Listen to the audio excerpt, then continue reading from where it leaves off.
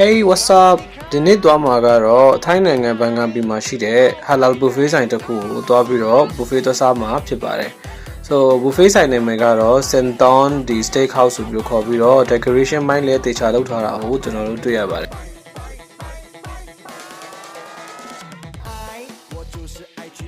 တော့ menu တွေလည်းဒီဆိုင်မှာတော်တော်ရတာကိုကျွန်တော်တို့တွေ့ရမှာဖြစ်ပါတယ်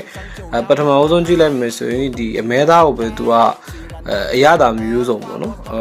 ဟာကျွန်တော်တို့အရသာမျိုးစုံအဆက်တွေအချိုတွေမျိုးစုံရှိတယ်ပြီးသွားပြီဆိုရင်ဒီ seafood အပိုင်းလည်းရနိုင်မှာဖြစ်ပါတယ် seafood တွေလည်းပစုံနေဆိုရင်တော်တော်လေးစားလို့အဆင်ပြေတာကိုတွေ့နိုင်တယ်အပြင်ကျွန်တော်တို့ဒီတခြား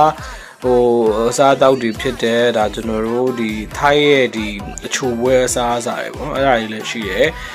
ပြီးသွားပြီဆိုရင် dim sum တွေပါတယ်ရတယ်ပြီးသွားပြီဆို sushi ရတယ်ပေါ့နော်ကြက်ကြော်တို့ကြက်ခေါက်အသားလုံးတို့အမျိုးစုံတို့သူအဲ့မှာထမင်းကြော်တို့သူ့ရဲ့ဒီပင်လယ်စာအထောင်းပုံစံအမျိုးလေးတွေအာလူးကြော်တို့ပါတော့ရှိတယ်